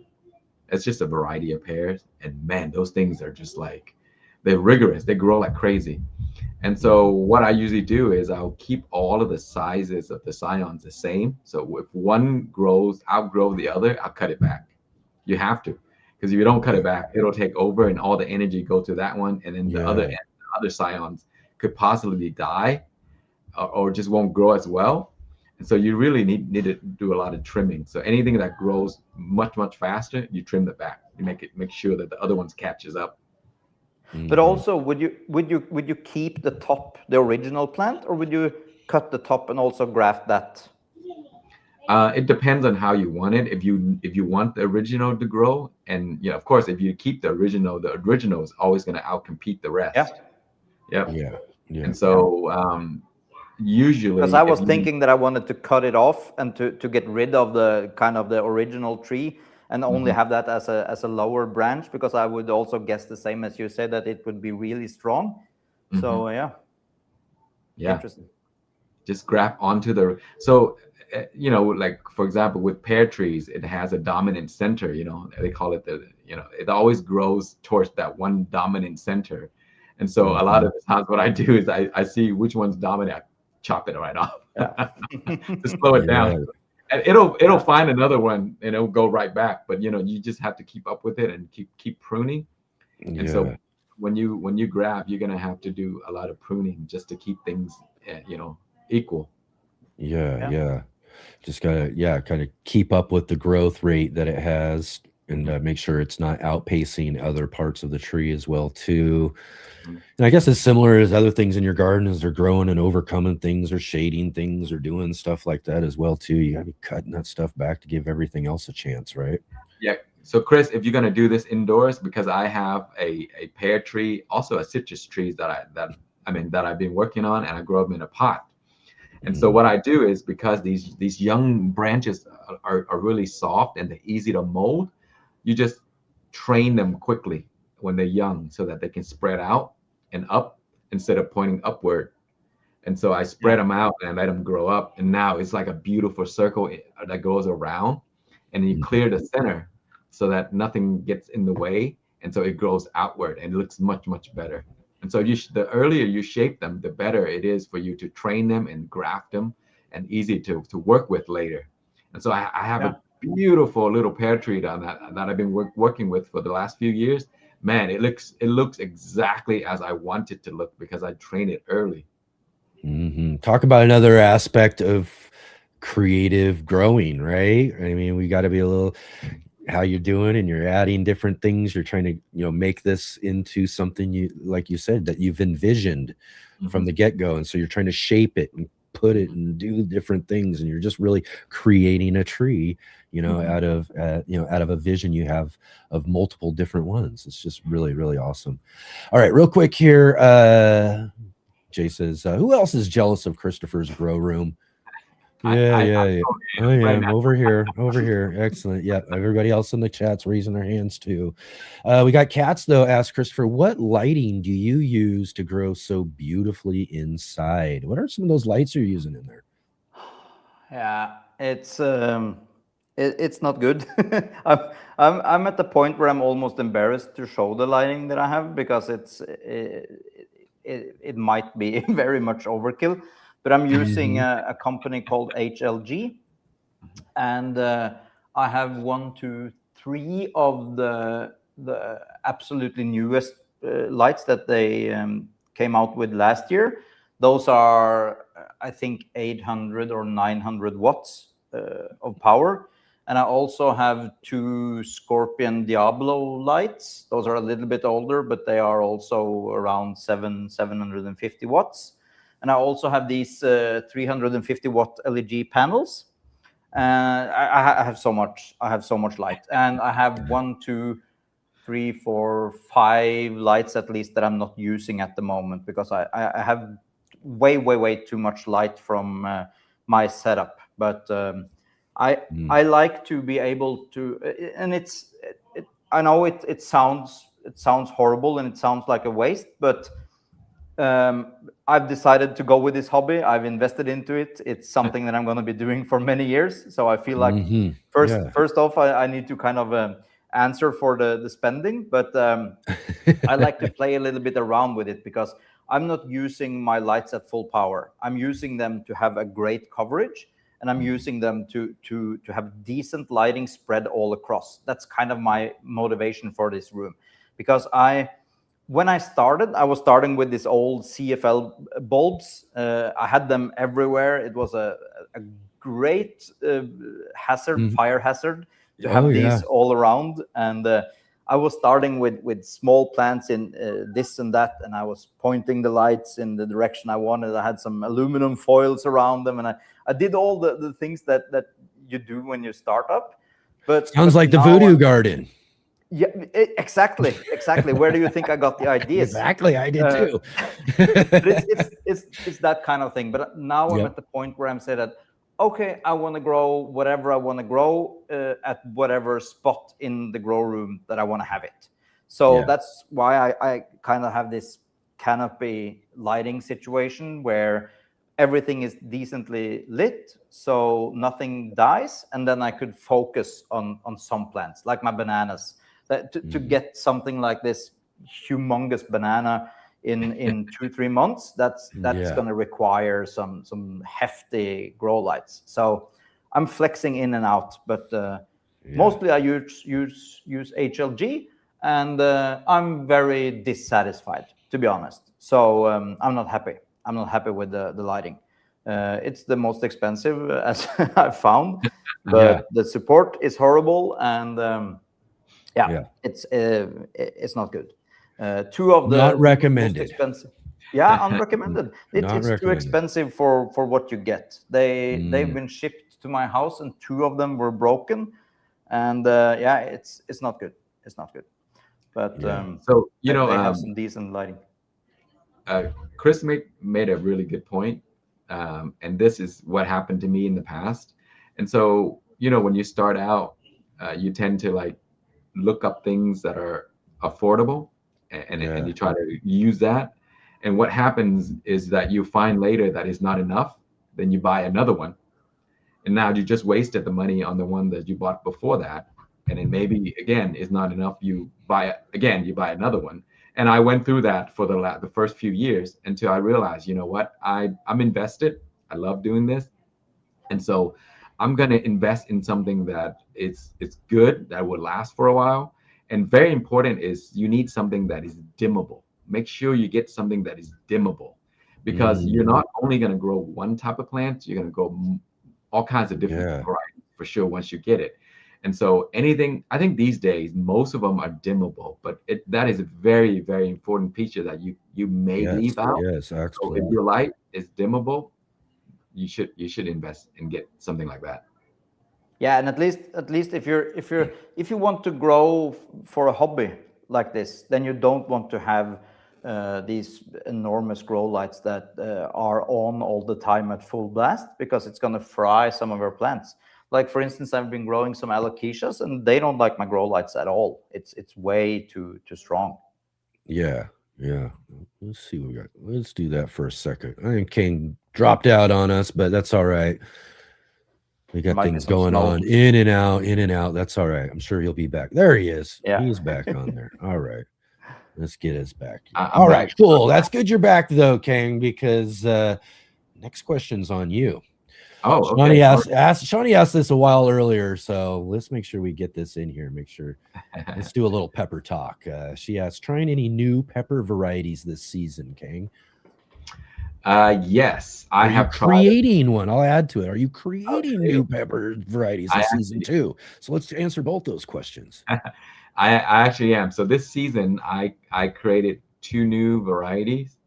Okay. And I'm not sure how it's gonna work, because I was growing the chocolate Primo Tally, man, which is a delicious peppers. It is so good. It's very thick wall, very aromatic, super crazy hot, and it is just a great producer. And so I was growing another variety of mine next to it, and then I also grew the Korean gochu pepper, just the ones to make kimchi. And so they would grow next to each other. Of course, they're incompatible, because one is the annuum and one is the chinense. And I was like, you know what? I've done it before, so let me do it again. So I decided to cross it. And so I'm going to be growing a gochu cross with a Primo Tally chocolate. And so, of course, because those Primo Tallies are, you want to talk? That's good. Those are competitors with what they call the hottest one, right? So they're very hot. But so far the seeds that I got from the one that I crossed, they're mostly not viable, of course, because I already knew that it's going to happen. But I'm going to put hundreds of seeds into the soil, and one of them may sprout. And when you crossbreed varieties like that, it's always going to be the result. It's going to be non-viable seeds, and then you may get one that might sprout, and then if that one sprout, that's going to be the lucky one. That's the one. You gotta care for that little guy, right? Yeah. And then I also grew. I'm growing a fried chicken. Fried chicken has been one of those variety that people have been posting so many pictures recently, and it's become really popular. And I like it too, because it has a really unique name. It's very bumpy. It looks like a fried chicken skin, and it's crazy hot too. And I have a cross of my own, so I'll grow that soon. My friend also sent some fried chicken crosses that I'm just gonna grow for him, just to see how it's gonna turn out. And so maybe I'll focus on those few varieties this season. Grow them as big as I can, allow them to produce as much as they can, and then just focus on those only. But so it's gonna be hybrids. Yeah. Well, that's great. That's awesome. Yeah, I'm working on too. I'm continuing my venture into basically creating my own version, I suppose, of some seeds that Chris sent me many years ago, the Sugar Rush Peach. Nice. So I grew those out many years ago. Great, very popular pepper at the time too. There were, people were really loving those Sugar Rush ones too, and they're probably still again one of my favorites. But one of the cool things was that like the second time I grew them, one of the plants produced this one, because you know how they're like they're ahi varieties, right? So they're like long ones, right? So they got the pointy end to them mostly. But I had ones that it was all the way, like the pointed end was puckered all the way up inside of it. And I was like, wow, that is a really cool, right? I was like, that was the one I saved seeds from, grew the next year, and it produced a couple of them that were like that. And I was like, all right, I'll keep saving seeds from those ones. And I've done it for I'd say about 4 or 5 seasons in now total to trying to keep growing those ones. But I think I'm up to, I think this last year we got to around 60% of the plant was producing those little puckered Sugar Rush peaches. So, I mean, I've kind of inadvertently, in a way, kind of bred out my own version of a variety that's already out there, but I've never created one of my own or anything like that. But that's really cool. It's a lot easier than people were thinking, because you know, I think back when I first started growing super hops and people are just crossing this, it's almost like a secret, you know, like nobody shows anybody how to do it. And so I was like, how difficult could it be, you know? And so I started crossing all of them, and I showed people exactly how to do it, and I think I made it so easy. And so I think everyone can make crosses now. Yeah. You still here's a question, because David puts this up here. He says, him and Allotment of the Dead, he's a pepper grower and everything too, and he says and I'll be eating an MA Warthog pepper this fall, 2.48 million Scovilles. Yeehaw. How about you, Christopher? I know, I already know. We like growing peppers. I don't think I really into eating those hot peppers. But I know you've those done days are videos over. of, yeah. How about you, Khang? You still eating and doing taste tests of these peppers and stuff like that are so hot and all of that, like you used to? Yes, I am, but of course I can't handle it, as always. You know, people know. I was like, what kind of pepper guy are you? You can't even eat a reaper. My wife always called me the fake pepper guy, because like you make videos, you make all these crosses. Yeah. You know, a lot of people on the pepper community know who you are, but you can't even handle peppers. You know, Right. and it's just, you know, I was never able to handle crazy hot peppers. I mean, I can handle some heat, but it's just, I'm not like Chris, where I can eat, you know, like a scorpion and live on TV. I know, and that's what Only we were for clicks.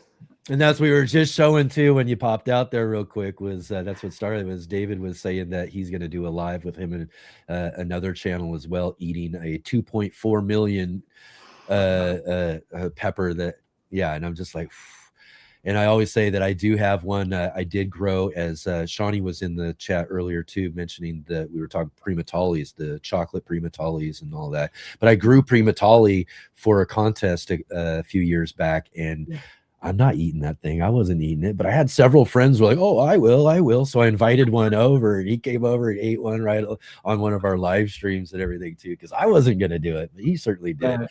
It's so crazy that we love watching people suffer eating peppers. It's so funny. Yeah.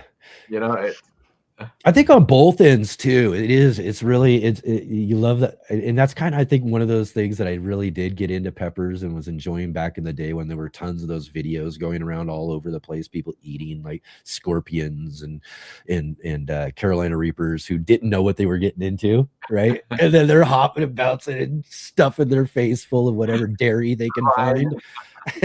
Yeah, exactly. So those are kind of fun, and it's great when people are willing to do that, put it on camera. We can kind of laugh along. Maybe we should they laugh along with it today. But yeah, maybe we need to do that together. Oh my gosh. One live stream. Oh my gosh. You guys would be really testing me. I mean, I'm down. I know you're down, Chris, but I'm not. I know. Here we are just switching around too. Chris is like, oh no, I don't. Now he's ready for a challenge. And but we could do a habanero or something. That's I don't want to do too much more. Hobbs or something like that will grow. What's a good variety you have created, Khang, that is maybe around a habanero? The peach star kiss is around a habanero. I think it does taste better. There we go. Lemon starburst, I think that it's a little bit hotter than habanero. It's just too much. It looks pretty. Well, let's all grow some peach star kiss. We'll grow them all ourselves. Yeah. And then at the end of the year, we'll all do a peach star kiss taste test. How about that? Oh man. Yeah, cool. We'll give you plenty of time to work up to it. We should do it. Or the lemon starburst is a little bit hotter. It's very pretty though.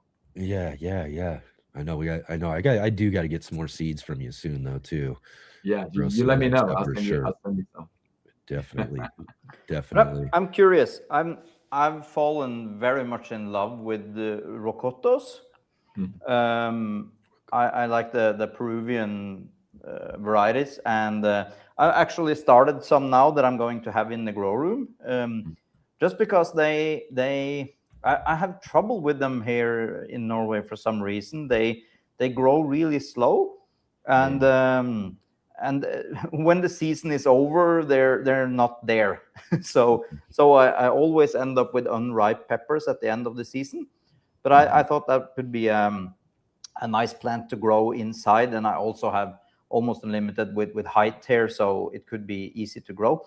But I really love the taste of those black seed peppers. They are so thick, but they burn, and they are don't get me wrong, they're too strong for me, but they have the burning. The burning isn't that bad because it's such a deep burn. I feel like so much different from the annuums, for instance. That the annuums are just destroying me.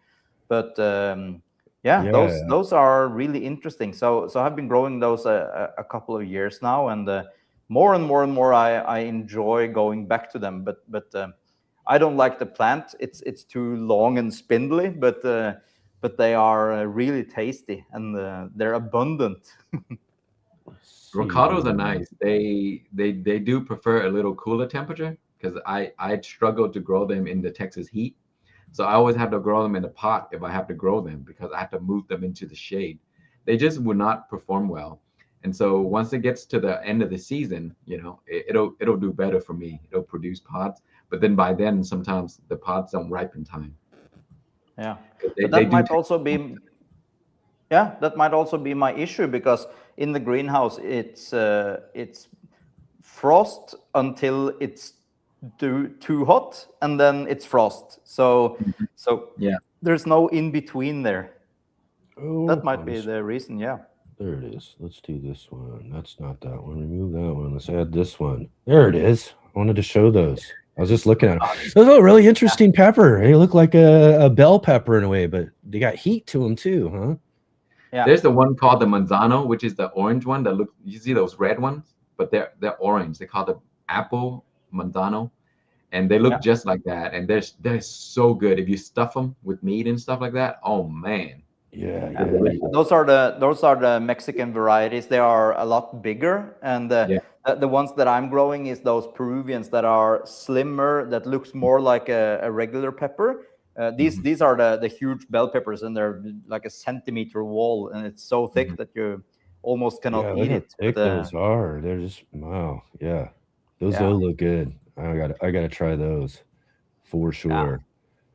They are super delicious, and they taste like nothing like the other peppers. They are really different in taste, at least from my experience. But I always struggle with showing people in my family and everything different types of peppers, and they say, "Oh, it tastes like paprika. Everything tastes like paprika." Why? Why am I the only one that tastes so much difference in these peppers? That's always the case. What is this? I had never heard of this one before, and I don't even know. The peach sickle, an offshoot of one of Khang's varieties. Have you ever heard of that? I've never heard of that one before. Sickle. Wow. I don't even know. It's just oh my gosh. Sounds yummy. Yeah, really, for sure. Must be. Oh my god, whoever came up with that one. Right on. Thick wall peppers are really good. I love thick wall peppers, but I also love thin wall peppers. So everything has its own charm, but the thick ones have a really nice use case. And as you said, Khang, when you're doing stuffing on the grill or something like that, it's nothing beats it. Yeah, nothing beats it. Yeah, I gotta try some of those. Those look really cool. I don't think I've ever really grown a black seeded pepper before. Yeah, you definitely need to try. They're really good. They're easy to grow, but they require the correct setup, like you said, Khang. And I wasn't thinking that they didn't like the warmth too much. I was thinking that they just needed more season. But that makes me reconsider a little bit how I thought about those peppers. But I guess that would be perfect for indoor growing, where I can control the temperature all the way. Yeah. Yep. Have either of you grown like variegated pepper plants?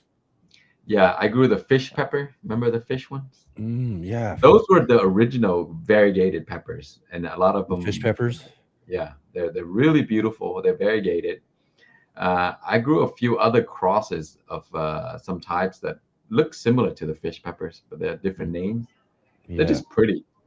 Yeah. You should try to make a cross or something of one of those, of one of yours, and see if you can get one of yours variegated or something, right? I don't know. Those are just so cool to me. I love variegation. Of course, like throughout the house plants, variegation is a real treasure, and you get those really cool ones and stuff. So, even especially like you get, yeah, and it's just when you can get those out in your garden and you got those cool, unique types and varieties and stuff. And it's really, again, one of the main reasons I love growing peppers is because you got all these just variations of variety, and just so many different whether it's types. the plants, the pods, the heat level, the, all of that sort of stuff. There's just so much amazing variation in peppers. I grew also fish pepper a few times, and I did grow it indoors in the grow room in the first years, and it went crazy. It was a huge plant, but I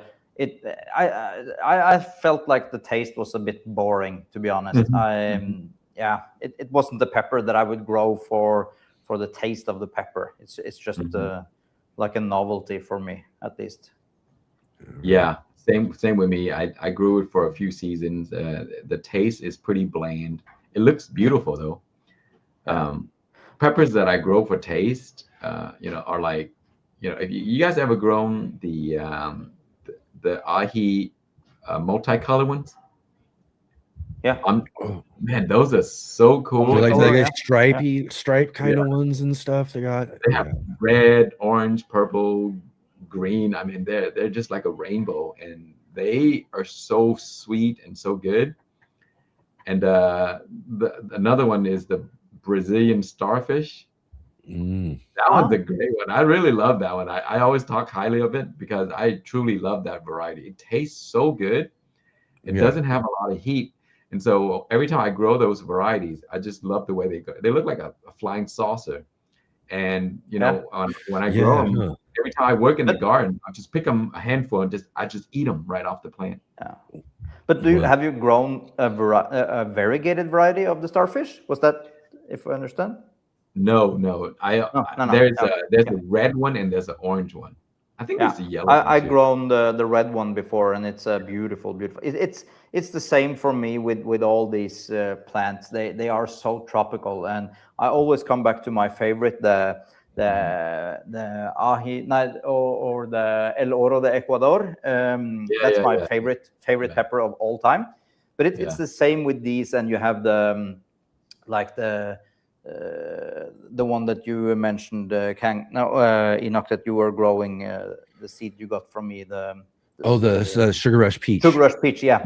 Sugar Rush Peach, and all these are just snacking peppers. They're like a sugar treat within the day. I do. And the same with the starfish, but it wasn't that. I don't think that was too hot. I think that was decent. Yeah. I did grow the Sugar Rush for many seasons, and I really love those. Yeah. But I always, when I go into the garden and I pick something and I try to eat it, and it's a pepper I never grown before, I always hate the feeling when you bite into it and you just get the chills. That's when your body kind of recognizes exactly what's going to happen. Oh, it's a crazy feeling that. You get the little bumps on your skin real quick. And you're like, oh, okay, this is about to get good. Before it was like I was eating a pepper and it would kick in and then I would have trouble. But now it's like my body knows exactly how hot this pepper is going to be at the first bite. And darn, I'm just going to spit it out and hope for the best. Because this is not going to end well. You got yourself into something. You got yourself into something then, right? Yeah. And now there's no way out of it either. Yeah. Right. Yeah. It's like I grew some naga last year, And then I did, it's supposed to be hot, but I'm just gonna grab a bite. And I was just chewing into the pepper, and it just goosebumps all over. And I was, no, this is not gonna end well. This is not gonna be good. You know, what's crazy, Chris, is that like the naga and the ghost, it takes a minute for your body to recognize the heat because it doesn't come right away. You know? Yeah.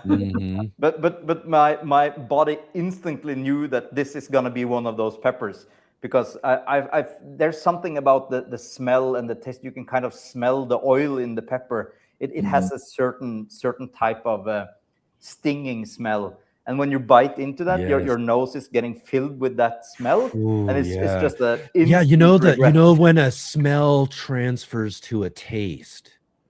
You know what I mean? That weird kind of little middle ground there is, where it smells like it tastes like it smells. They're the same thing almost. Yeah, that moment. Yeah. I was gonna say though too, earlier we were talking about how fun it is to watch those videos of folks who are hopping around and doing all that sort of stuff though too. But the other thing is it's also cool to watch people who can eat them and just really take them though too. You know what I mean? Just no big deal. This is nothing. You know what I mean? That's I want to see suffering. I want to see suffering. I know, but I did actually too. Just I don't know, about a month or so ago, my neighbor had a visitor over, and we were talking about the peppers growing in the back and everything. And he's like, "Oh yeah, I love hot peppers." And I was like, "Oh yeah, you really love them? You want to try one of these?"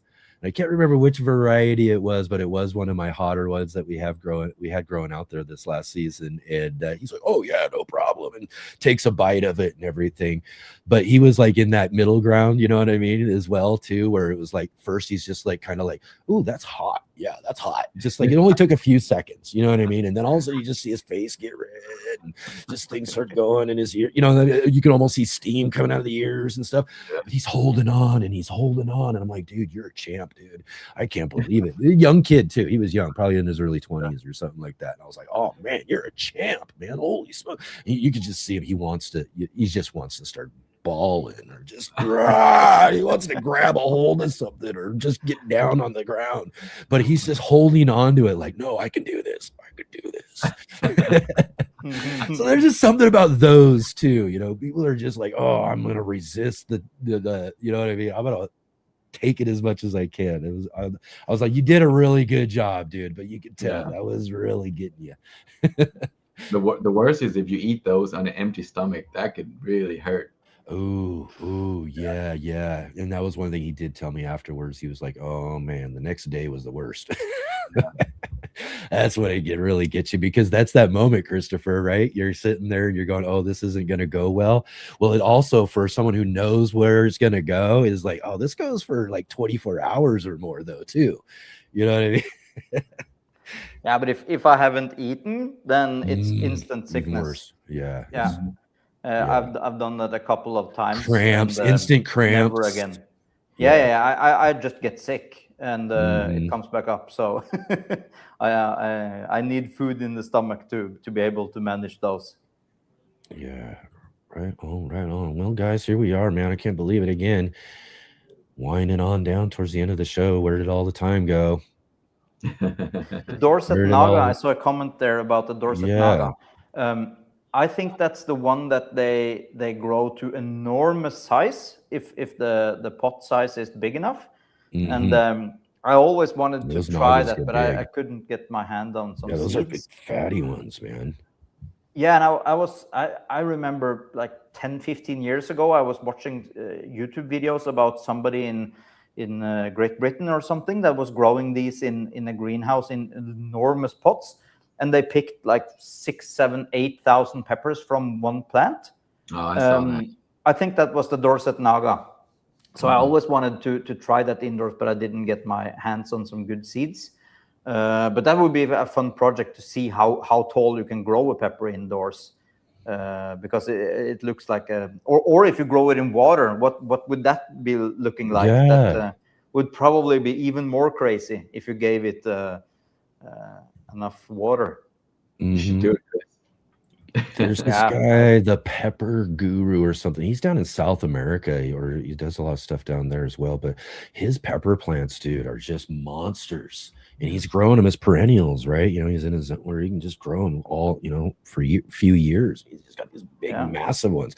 That would look really interesting in the corner of your grow room. There's just a big monster pepper plant.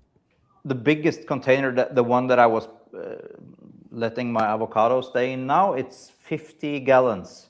That's quite a lot of water. So it's like a bubble bath for for the plant. But I was thinking if you had something like a 50-gallon container for a pepper, then it could grow to enormous size without any problem, and it would probably drink half of it each day. But like my bananas now these days, I water them. I was just looking. We use liters, but you use gallons, so I'm converting for the better person. So my bananas are now drinking, every single one of them drinks half a gallon of water every day. So that's at least, so that's quite a lot that these plants do need now. Wow. And if I go away for a day, then the leaves are just drooping, folding together and just drooping. So it needs an enormous amount of water. I don't know how to do this in a larger scale indoors, because it's didn't you make like some sort of electronic thing that has a floater or something like that? Not for soil. I haven't done that yet. Oh, okay, You might just need a drip system, Chris. Automated drip I should system. have that, but the issue is that it's so much water, then it's going to require a lot of tuning to not just flood the whole room here, because so much water is going to be quite the drip, and it's going to be hard to tune, I think. So, yikes. Well, hopefully all of that stuff goes and you get some more stuff done. I would say, man, hopefully also as well, we get to see some more videos and live streams. Let's do some more of that stuff. I know everybody really had fun the last time and everything too. So let's do some more of that stuff as we get growing in the season. It's just the beginning of the year now, so hopefully we got some real big plans. You want to, before we finish off here, I'm going to give each of you guys just a quick moment there, maybe just to kind of tell us a little bit more if you do have any plans or anything like that with your channels or anything like that as well too. And I look forward to growing along with you guys this year too. And thank you so much for being here with us today. It's just really awesome. So how about we'll just go ahead and start with Chris. You're already going there, but so this is what you never get to see. This is everything I have. There's so many things. I should do some videos. But I don't plan on filming anything really yet, but I probably should do it. It's my best year so far, as I said, indoors, and things are growing like mad, and I should share it. It's fun, just even if it's just an update video where I just show the plants. It's probably gonna be interesting. At least when I look back at watching videos when I was thinking about growing this or that or the third, I always enjoy just seeing some tours of the plant and how things are going. So I really should get on that. But definitely. Like I said, everybody wants to kind of follow along with these sort of things. You're doing something so unique and doing all that sort of stuff that it's just, people love that sort of stuff. So even if you just got to jump on and do some live streams, no editing, no nothing, just do little plant tours and stuff like that in your spare time, I'm sure people will love that. Definitely. How about you, Khang? Anything going on over at your channel this year, or what's happening? So the season's about to start pretty soon. So I'll have my fruit series, my Asian pear series, persimmons. I'll have my pepper series coming up. I'm going to grow some really interesting one this year that I crossbred. So it'd be a new variety. And I might bust out some hydroponic just, to keep it going with Chris. Yeah. The system that Chris created, of course, he overkilled it. I still have it. It's still going, Chris. I'm growing this beautiful peppers in it right now that I've been using for the, last few months. And so I will continue that. Maybe I'll record a video of that when I start a new variety in that system. So awesome. Lots of hydroponic going, backyard gardening, bunch of other fruit trees and stuff like that. So Awesome. Look forward to all of it, you guys here. Thank you everybody for joining with us today here for this conversation with Christopher and Khang. And look forward to the next one. We'll get you guys up here on the calendar again for another one and keep track and in contact with you throughout the growing season. I do like the idea of maybe growing those peppers. Maybe we'll work backstage or something and get some of those orange peppers or something like that. Maybe we'll do some challenge or something down the road that people can look forward to or something as well. But I always look forward to hanging out with you guys, man. And it's always a bummer to have to finish and end the show though too. It's really hard to do when you're hanging out with such good friends like you guys. But thank you so much for being here today. Thanks for having us. Thank you for having us. Yeah.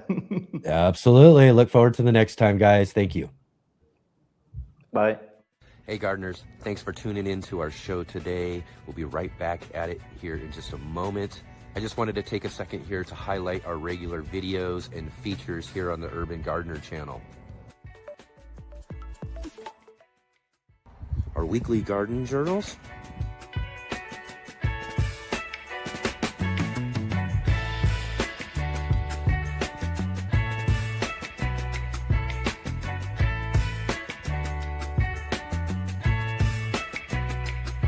and our incredible featured visits.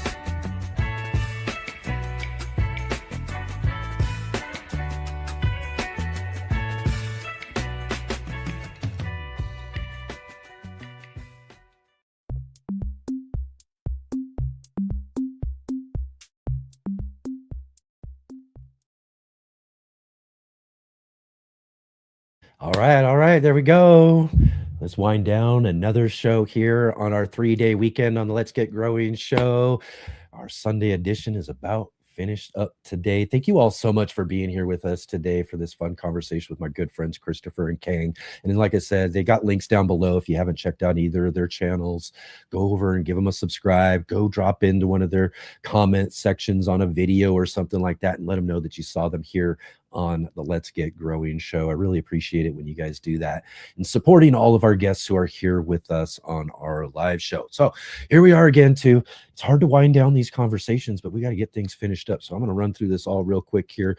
We did talk about where we were. Go check out last week's shows. Go check out yesterday's show with our good friend Destin Oak from Texas Garden Guy. We also got to meet Sean and Allison from Spoken Garden. So go back and check out that show yesterday as well, though, too. Be sure to come and join with us tomorrow for our new show, The Green Room, with our good friend Natalie from The Fresh Princess, our co-host. We're going to have a really fun Green Room tomorrow night.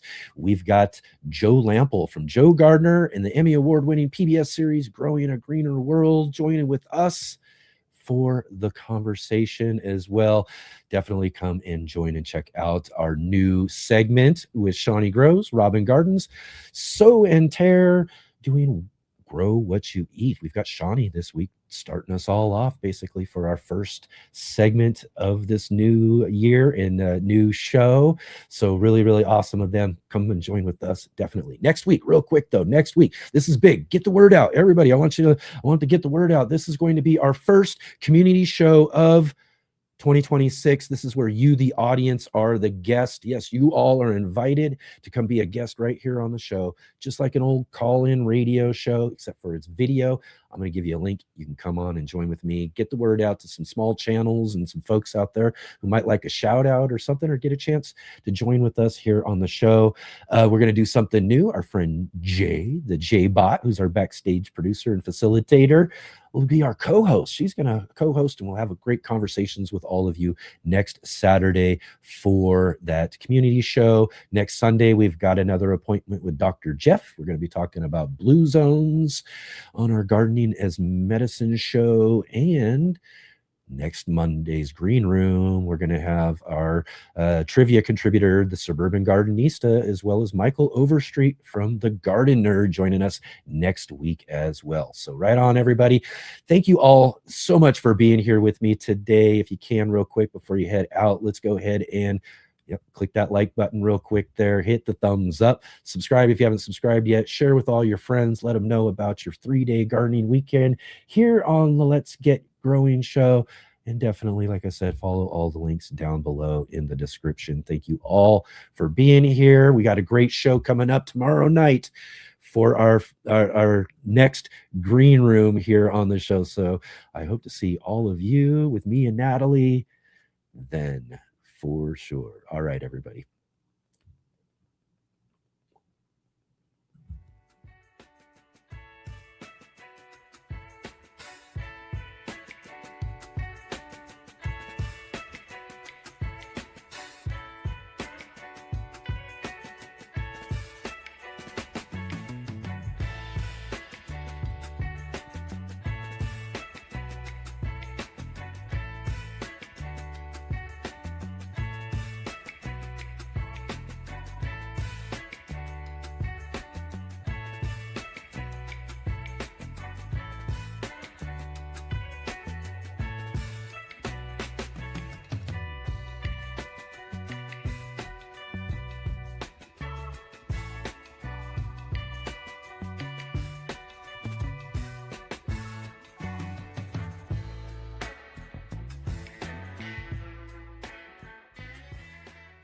All right, they're gonna run. See you on the flippy flops.